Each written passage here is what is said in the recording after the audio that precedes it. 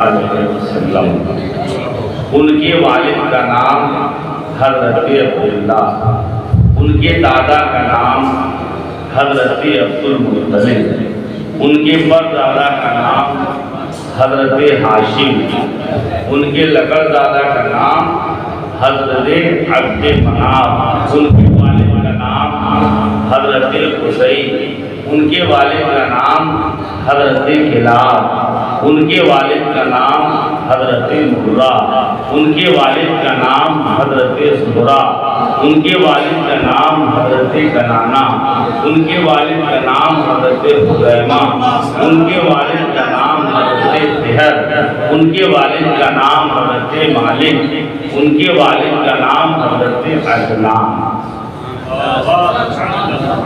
حضور کی ماں کا نام حضرت آمنہ، ان کے نانا کا نام حضرت وہب، ان کے پرنانا کا نام حضرت عبد مناف، ان کے لقب دادا کا نام حضرت کلاب، ان کے سگڑ دانا کا نام حضرت مرہ۔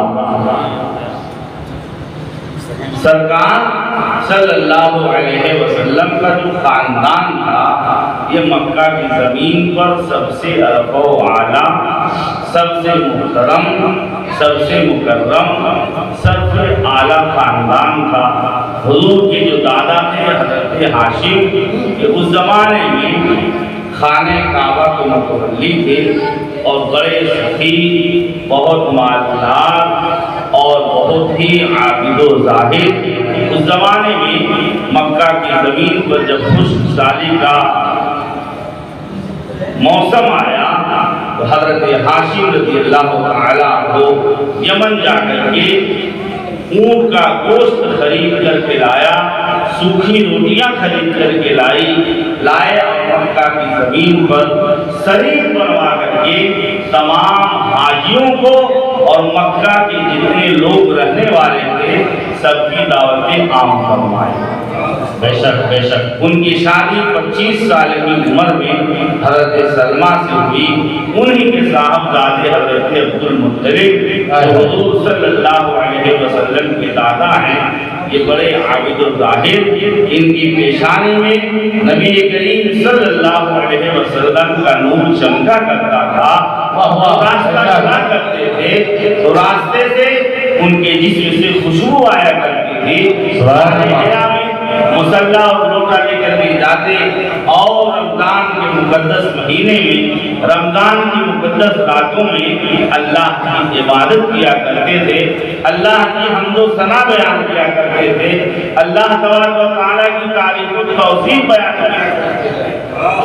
حضرت عبد المطلب کے زمانے میں اصحاب فیل کا واقعہ حضور کی ولادت سے 55 دن پہلے ہوا۔ یمن کا بادشاہ ابرہہ اس نیت سے یمن کے اندر ایک گرجا گھر تعمیر کروایا۔ اس کا مقصد یہ تھا کہ جو مسلمان مکہ جا کر کے خانہ کعبہ کا طواف کرتے ہیں وہ بجائے کعبہ جانے کے یمن آ کر کے ہمارے گرجا گھر کا طواف کریں۔ چنانچہ بڑا عالیشان گرجا گھر مقامی صنع ایک جگہ ہے یمن کے اندر، وہاں پر تعمیر کروایا، ہندو جواہرات لگوائے، بڑے قیمتی پتھر اس کے اندر لگوائے۔ جب مکہ کے ایک شخص کو معلوم ہوا کہ یمن کا بادشاہ ابرہہ جو ہے یہ گرجا گھر تعمیر کروایا، اس کی نیت یہ ہے کہ جو حاجی مکہ جا کر کے طواف کرتے ہیں وہ یمن آئے اور اس کا طواف کر لیں۔ قبیلے کنانہ کا ایک شخص جو ہے جاتا ہے یمن اور اس کی گرجا گھر کے اندر ناپاکی کرتا ہے اور اسے ناپاک کرنے کے بعد جب وہ مکہ آتا ہے بادشاہ ابرہہ کے فوجیوں نے اسے یہ خبر دیا، یہ ہمارے بادشاہ ابرہہ سنو، مکہ کا ایک شخص آیا تھا اور آنے کے بعد وہ ہمارے گھر کو ناپاک کر گیا ہے۔ ابرہہ آپ مغلوب ہو جاتا ہے، آپ اس سے باہر ہو جاتا ہے اور کہتا ہے اے میرے فوجیوں، اے میرے سپاہیوں، گھوڑے پر اسلحے رکھے جائیں، اونٹوں پر اسلحے کو لاد دیا جائے، اب ہم مکہ پہنچیں گے اور مکہ پہنچنے کے بعد خانہ کعبہ کی اینٹ سے اینٹ بجا دیں گے، ہم خانہ کعبہ کو سفید سے مٹا دیں گے، ہم خانہ کعبہ کو نیست و نابود کر دیں گے۔ ابرہہ بادشاہ اپنے تمام فوجیوں کو لے کر کے اسلحے کے ساتھ سامان کے ساتھ چلا اور چلتے چلتے مکہ اور یمن کے راستے میں قیام پذیر ہوا۔ اس زمانے میں عبد المطلب کے پاس اونٹ تھے، بکریاں تھی، اس کے سپاہی پہنچے اور تمام اونٹوں کو قید کیا اور بکریوں کو قید کیا۔ قید کرنے کے بعد حضرت عبد المطلب کو جب یہ معلوم ہوا کہ بادشاہ ابرہہ کے سپاہیوں نے ہمارے اونٹوں کو قید کر لیا ہے، ہمارے اونٹوں کو جو ہے اب گرفتار کر لیا ہے، چنانچہ آپ وہاں اپنے گھر سے چلے اور چلنے کے ساتھ ابرہہ بادشاہ کے جب قریب آئے ہیں، اس زمانے میں جو بادشاہ ہوا کرتے تھے یہ راستے میں بہت بڑا تخت طاؤس بچھوایا کرتے تھے، بہت اونچے مقام پر بیٹھا کرتے تھے۔ اس کی وجہ یہ تھی کہ جب اونچے مقام پر بیٹھیں گے تو دنیا والے سمجھیں گے یہ ہمارا بادشاہ ہے، یہ ہمارا آقا ہے، یہ ہمارا سردار ہے، یہ ہمارا امیر ہے۔ اسلام کے مقدس شہزادوں سردار مکہ عبد المطلب جب اس کے پاس پہنچے ہیں کہ ابرہہ بادشاہ کے پاس، ابرہہ بادشاہ کی فوجوں نے کہا کہ سردار مکہ آئے ہیں، سردار قریش آئے ہیں آپ سے ملاقات کرنے کے لیے۔ اس نے کہا انہیں اندر بھیجا جائے۔ عبد المطلب جو حضور کے دادا ہیں اور اس خیمے میں جب داخل ہوئے تو دیکھا کہ ابرہہ بادشاہ تخت طاؤس پر بیٹھا ہے۔ اس نے دیکھا عبد المطلب جب خیمے کے اندر آئے ہیں پورا خیمہ جو ہے مشک عنبر سے معطر ہو جاتا ہے، ہر طرف خوشبو پھیل جاتی ہے اور نبی کا نور حضرت عبد المطلب کے جگمگا پیشانی میں جگمگا رہا ہے۔ اتنا دیکھنا تھا۔ ابرہہ بادشاہ تخت سے نیچے آیا اور آنے کے بعد سردار قریش آپ کو کیسے زحمت ہوئی، کیا بات ہے، کیسے آئے؟ عبد المطلب ارشاد فرماتے ہیں سنو سنو بات دراصل یہ ہے۔ ابرہہ بادشاہ نے کہا حضور میں ایسے نہیں سنوں گا، آپ میرے تخت پر بیٹھیے پھر میں آپ کی بات سنوں گا، آپ میرے تخت و تاج پر بیٹھیے پھر میں آپ کی بات سنوں گا۔ اسلام کے مقدس شہزادوں عبد المطلب جو حضور کے دادا ہیں، جن کی پیشانی میں نبی کا نور چمک رہا ہے، جن کے بدن سے مشک کی خوشبو آ رہی ہے، ان کو تخت طاہر پر بٹھایا اور بٹھانے کے بعد کہا بتائیے آپ کیسے آئے؟ عبد المطلب ارشاد فرماتے ہیں میں نے سنا ہے کہ میرے 100 اونٹ اور 100 بکریوں کو تمہارے سپاہیوں نے قید کر لیا ہے، میں انہیں لینے کے لیے آیا ہوں، میں انہیں چھڑانے کے لیے آیا ہوں۔ ابرہہ بادشاہ نے کہا اتنی چھوٹی سی بات آپ کے منہ سے اچھی نہیں لگتی ہے، اے سردار مکہ آپ نے ایک چھوٹا سا سوال کر کے میری نگاہ میں اپنا وقار کم کر دیا ہے۔ کیا آپ جانتے ہیں میں کیوں آیا ہوں؟ کیا آپ جانتے ہیں میں کس لیے آیا ہوں؟ عبد المطلب ارشاد فرماتے ہیں نہیں مجھے تو معلوم نہیں، بتاؤ تم کیسے آنا ہوا؟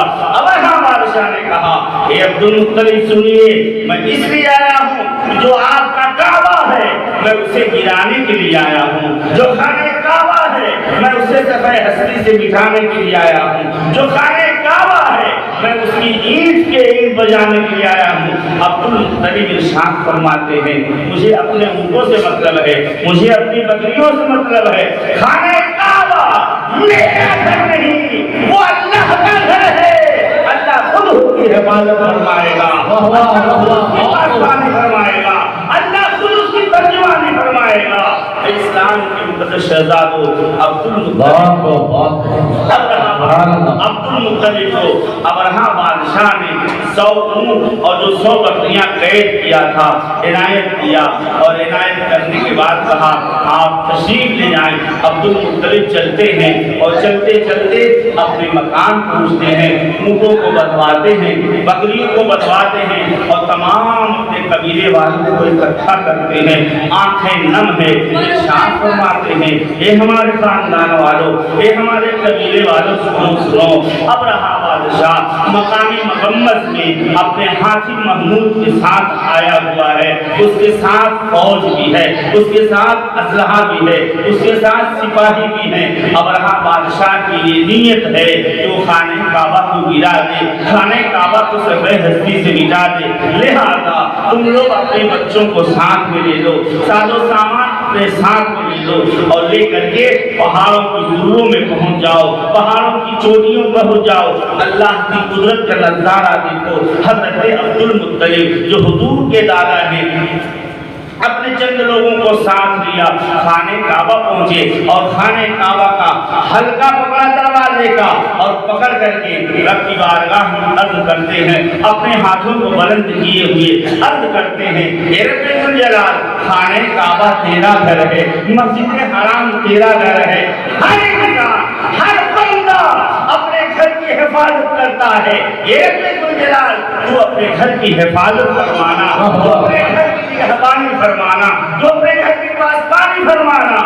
اے اسلام کے مقدس شہزادوں، دعائیں کرتے جا رہے ہیں، آنکھوں سے آنسو کی لڑیاں جاری ہیں، دامن تھر ہو چکا ہے، آستین بھیگ چکی ہے۔ حضرت سیدنا سرکار عبد المطلب رضی اللہ تعالی عنہ اپنے ان چند لوگوں کو لے کر کے پہاڑ کی چوٹی پر چڑھ جاتے ہیں، ارشاد فرماتے ہیں، اب ہمیں اللہ کی قدرت کا نظارہ دیکھنا ہے، اللہ کی قدرت کا جلوہ دیکھنا ہے۔ چنانچہ مقام مغمس میں جو حاجی محمود ابرہہ بادشاہ کا ہاتھی تھا، اس نے اپنے فوجیوں سے کہا محمود کو اٹھایا جائے۔ جب اس کے سپاہی ابرہہ بادشاہ کے حاجی محمود کو مارتے ہیں، وہ زمین چھوڑنے کے لیے تیار نہیں ہے، زمین چھوڑنے کے لیے تیار نہیں ہے۔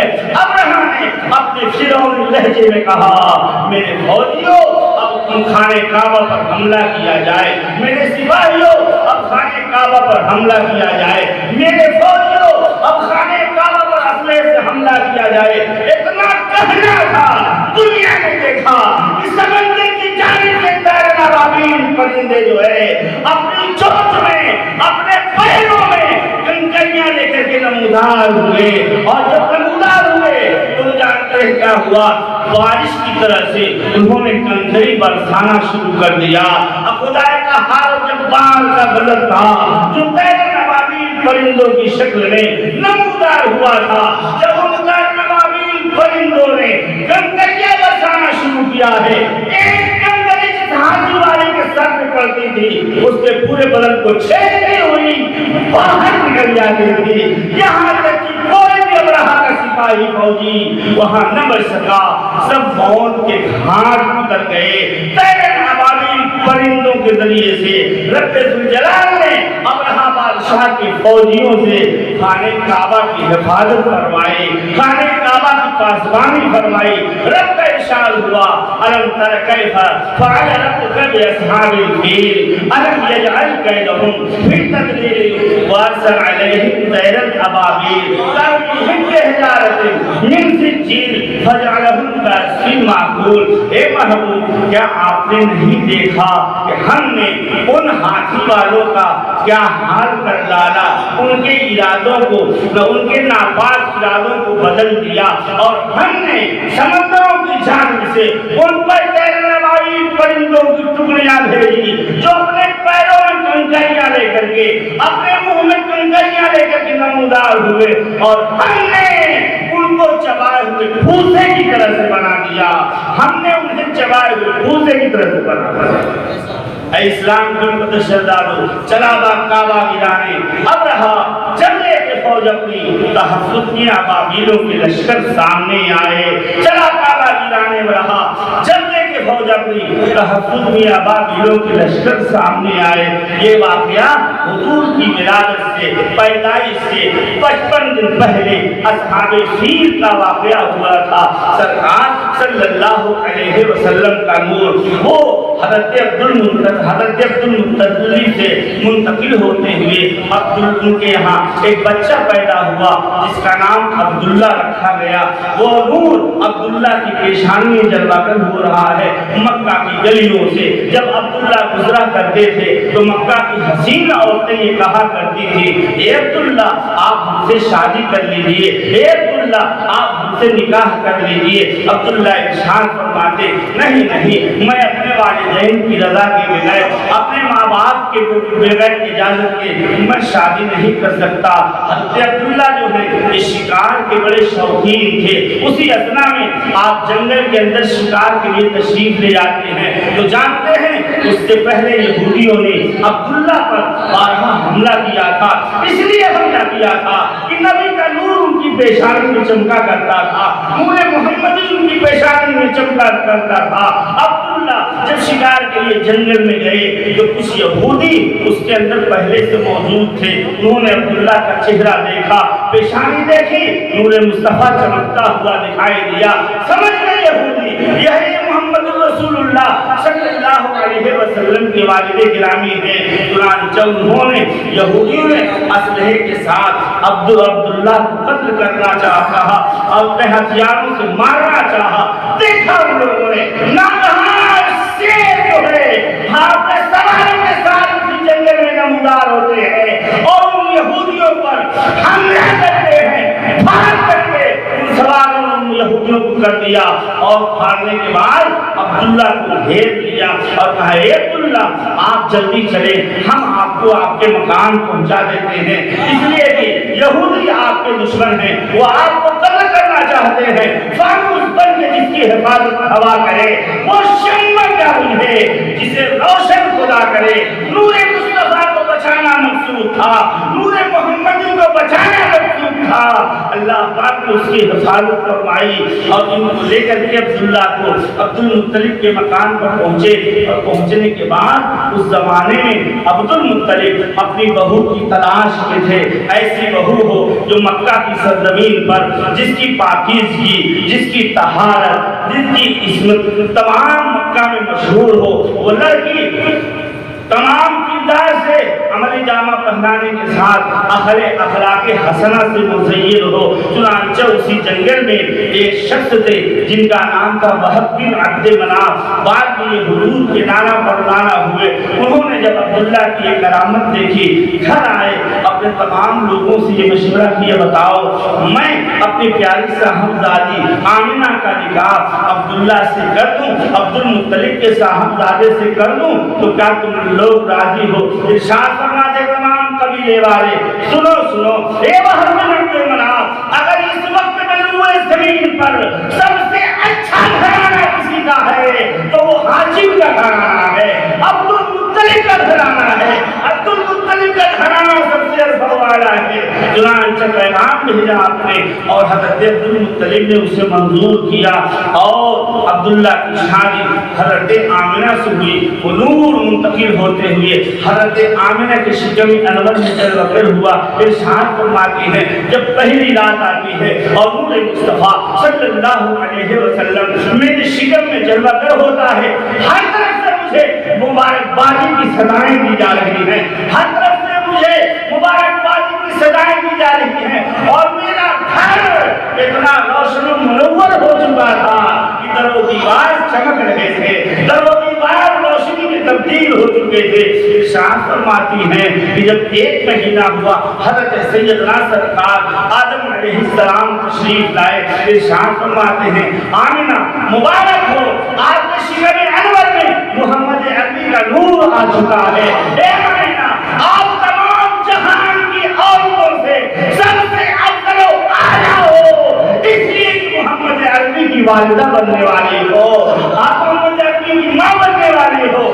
اے آمنہ دوسرا مہینہ آیا حضرت نوح علیہ السلام تشریف لائے، تیسرا مہینہ آیا حضرت یحییٰ علیہ السلام تشریف لائے، چوتھا مہینہ آیا حضرت زکریا علیہ السلام تشریف لائے، پانچواں مہینہ آیا حضرت موسیٰ علیہ السلام تشریف لائے، چھٹا مہینہ آیا حضرت ابراہیم علیہ السلام تشریف لائے، ساتواں مہینہ آیا حضرت اسماعیل علیہ السلام تشریف لائے، آٹھواں مہینہ ہوا حضرت یعقوب علیہ السلام تشریف لائے، نواں مہینہ ہوا حضرت عیسیٰ علیہ السلام تشریف لائے۔ تمام پیغمبروں نے حضرت آمنہ کو مبارکبادی دی اور کہا سرور کائنات، رحمت عالم، امام الانبیاء، شفیع المذنبین، رحمت للعالمین، تاجدار عرب و عجم، حضور احمد مصطفیٰ محمد مصطفیٰ صلی اللہ علیہ وسلم آپ کی شکل میں جلوہ گر ہو چکے ہیں۔ اے آمنہ ہم آپ کو مبارکباد دے رہے ہیں۔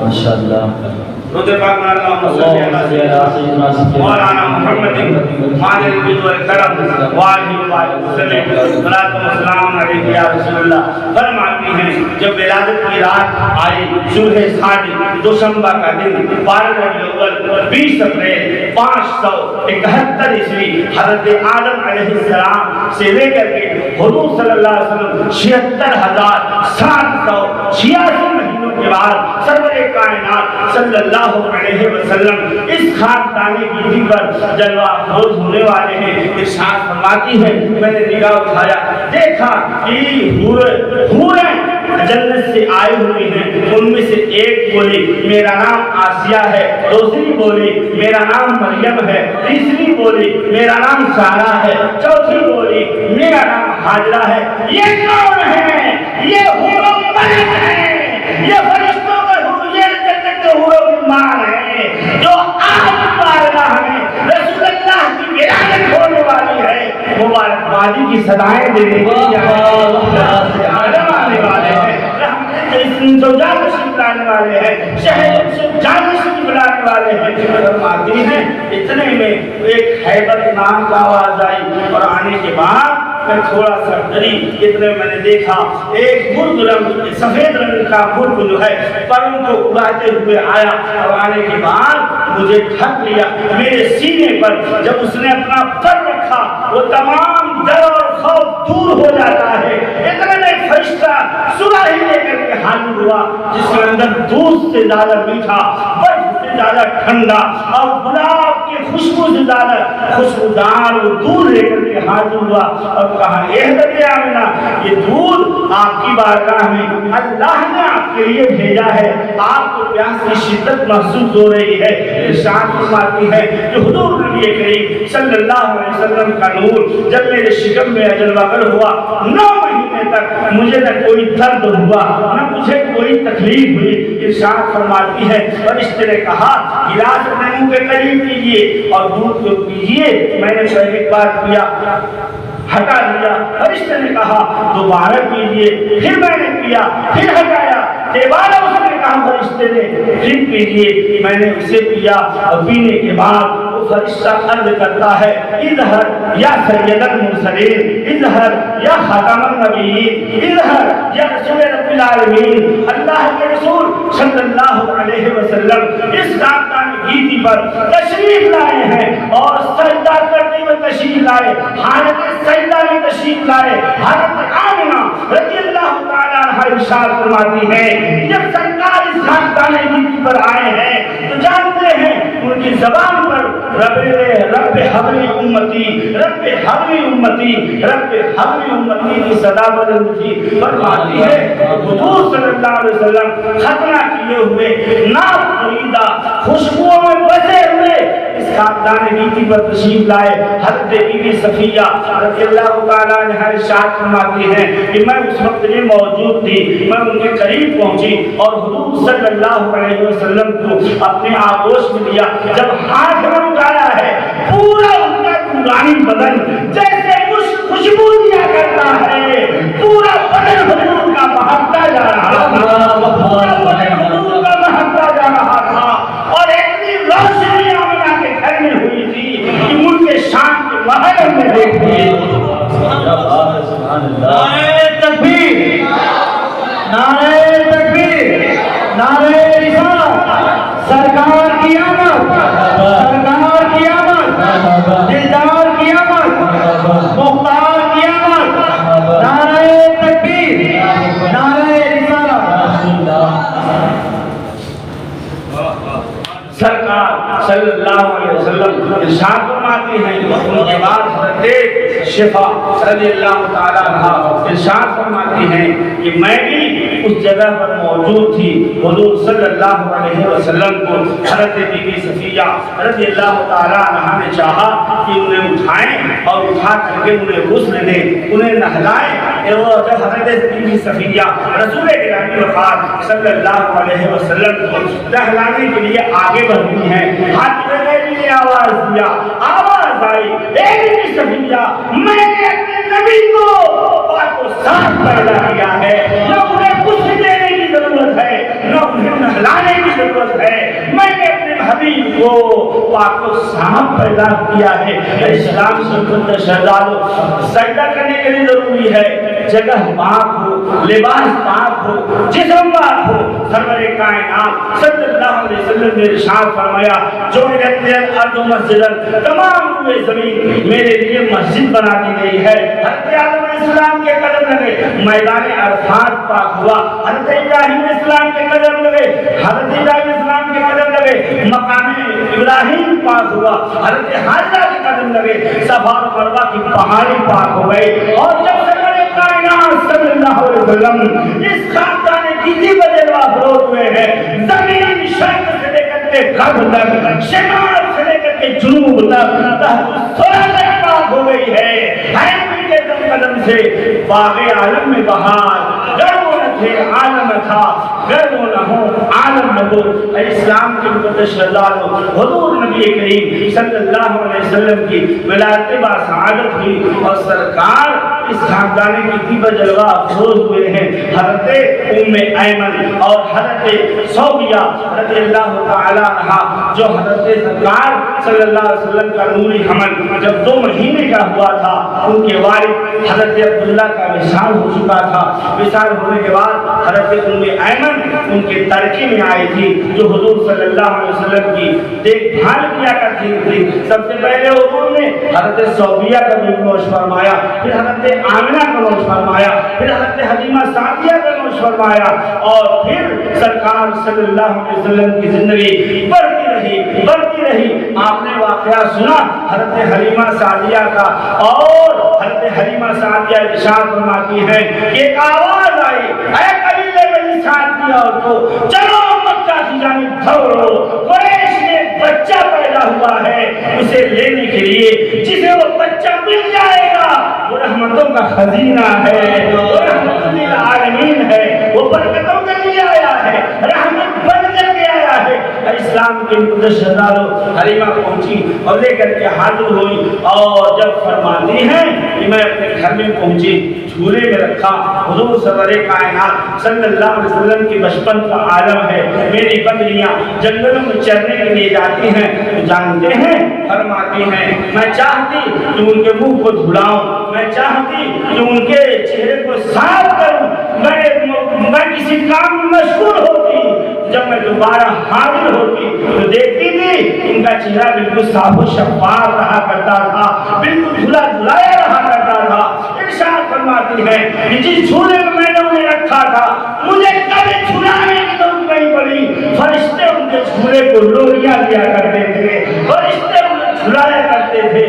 इस्लाम के मुक़द्दस शहज़ादो इरशाद फरमाती है हज़रत हलीमा कि मेरी बकरियां जंगलों में चरने के लिए जाती हैं, तो जंगल से चर करके मेरे मकान में वापस आती, तो जानते हैं वो बकरियां जिन्हें सरवरे कायनात सल्लल्लाहु अलैहि वसल्लम की एड़िए मुबारक को चाटा करती थी, चूसा करती थी, चूमा करती थी। इरशाद फरमाती हैं उस चूमने की बरकत से मेरी बकरियां मोटी और ताजी हो चुकी थी, ताकतवर और तवाना हो चुकी थी। इस्लाम के मुक़द्दस शहज़ादो फरमाती हैं एक दिन मैं हुज़ूर को लेकर के, मेरे घर में पहले इतना उजाला नहीं था, मैंने कभी चिराग हुज़ूर के आने के बाद घर में नहीं जलाया, और जिस मकान के अंधेरे में मैं जाना चाहती थी तो हुज़ूर को अपनी गोद में लेती। जब उस मकान के अंदर दाखिल होती जिसमें हमेशा अंधेरा रहा करता था, तो सरकार की आमद की वजह से तमाम घर में उजाला हो जाया करता था,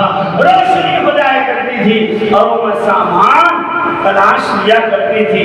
इरशाद फरमाती हैं चली मैं हुज़ूर को लेकर के एक दिन अपने किसी मेहमान के यहाँ रिश्तेदारी के लिए जब मैं चली हूँ, चलते चलते कुछ दूर निकली तो देखा कि एक रास्ते में कुआं है, सहरा है, नखलिस्तान है, और चंद औरतें उस कुएं को घेर करके खड़ी हुई हैं। उसमें मैं करीब पहुंची, और पहुंचने के बाद मैंने देखा कि एक औरत सिसकियां ले रही है, एक औरत रो रही है, एक औरत गिरफ्तारी कर रही है। हलीमा सादिया की गोद में हुज़ूर नबी करीम सल्लल्लाहु अलैहि वसल्लम है, जिनके बारे में कुरान قرآن کہتا ہے وَمَا أَرْسَلْنَاكَ إِلَّا رَحْمَةً لِلْعَالَمِينَ، اے محبوب ہم نے آپ کو سارے جہان کے لیے رحمت بنا کر کے بھیجا۔ لَقَدْ مَنَّ اللَّهُ عَلَى الْمُؤْمِنِينَ إِذْ بَعَثَ فِيهِمْ رَسُولًا، بے شک اللہ تبارک و تعالیٰ کا بڑا احسان ہوا مومنوں پر، انہوں نے ایک رسول بھیجا۔